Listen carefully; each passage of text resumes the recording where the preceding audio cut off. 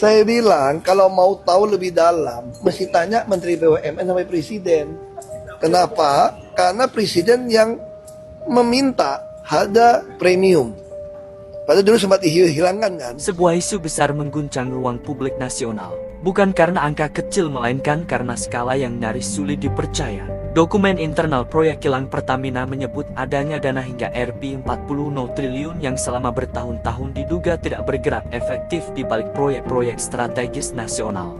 Isu ini mencuat ke permukaan setelah pernyataan terbuka Basuki Cahayapurnama atau Ahok yang kala itu berada di lingkar pengawasan BUMN Energi. Sejak saat itu, satu persatu lapisan persoalan mulai terbuka. Di internal Pertamina, proyek pengembangan dan pembangunan kilang termasuk Tuban, Balongan, dan Cilacap memang tercatat sebagai proyek jangka panjang bernilai sangat besar. Namun laporan keuangan yang beredar memunculkan pertanyaan serius, mengapa dana ratusan triliun telah terserap, sementara progres fisik di lapangan sangat minim? Ahok menyebut bahwa angka tersebut bukan sekadar akumulasi biaya, melainkan sinyal adanya ketidakefisienan struktural yang akut.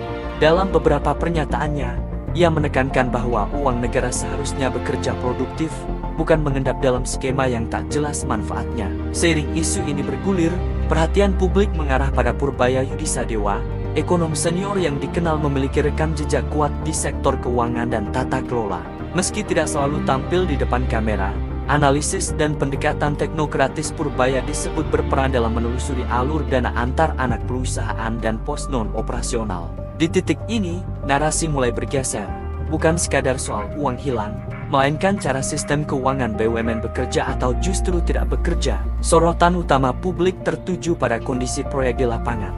Di beberapa lokasi, dana telah dialokasikan puluhan hingga ratusan triliun rupiah, namun yang terlihat hanyalah lahan kosong, pembangunan awal, atau proyek yang terhenti. Pertanyaan mendasar pun muncul, apakah ini kegagalan perencanaan, apakah ada salah desain kebijakan, atau ada masalah tata kelola yang lebih serius? Ahok secara terbuka menyebut bahwa proyek-proyek ini bukan sekadar terlambat, melainkan dirancang dengan skema yang membuatnya sulit berhasil. Ketika isu ini semakin membesar, Presiden Prabowo Subianto dilaporkan memanggil rapat koordinasi tingkat tinggi. Nada yang disampaikan tegas, uang negara harus bisa dipertanggungjawabkan. Bagi pemerintah, persoalan ini tidak hanya menyangkut potensi kerugian keuangan, tetapi juga ketahanan energi nasional. Kilang adalah infrastruktur strategis, kegagalannya berdampak langsung pada impor BBM, neraca perdagangan, dan stabilitas harga energi. Penting untuk menempatkan isu 400 triliun ini secara proporsional. Pertama, belum ada vonis hukum yang menyatakan dana tersebut dikorupsi.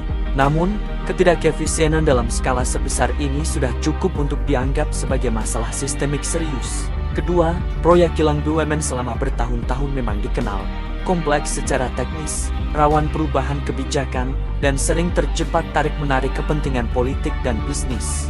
Dalam kondisi seperti ini, dana bisa mengendap bukan karena dicuri langsung, melainkan karena proyek tertunda tanpa kejelasan, desain bisnis yang terus berubah, atau keberanian pengambil keputusan yang sangat minim. Ketiga, keberanian figur seperti Ahok membuka ke ruang publik terlepas dari pro dan kontranya menandai satu hal penting. Model pengawasan tertutup di BUMN besar mulai dipertanyakan. Kasus ini menjadi ujian awal bagi pemerintahan Prabowo. Apakah audit akan benar-benar transparan? Apakah reformasi BUMN menyentuh akar masalah? Atau kembali berhenti di pergantian orang, bukan sistem? Jika dikelola dengan benar, kasus ini bisa menjadi momentum pembenahan tata kelola proyek strategis, penguatan transparansi BUMN, dan pembelajaran mahal agar uang negara benar-benar produktif. Jika tidak, ia hanya akan menjadi satu episode lagi dari krisis kepercayaan publik. Isu 400 triliun ini belum selesai dan mungkin masih jauh dari kata akhir. Namun satu hal jelas, selama masih ada figur yang berani membuka pertanyaan sulit, publik punya alasan untuk berharap. Karena negara tidak runtuh oleh kritik, melainkan oleh diamnya orang-orang yang tahu kebenaran.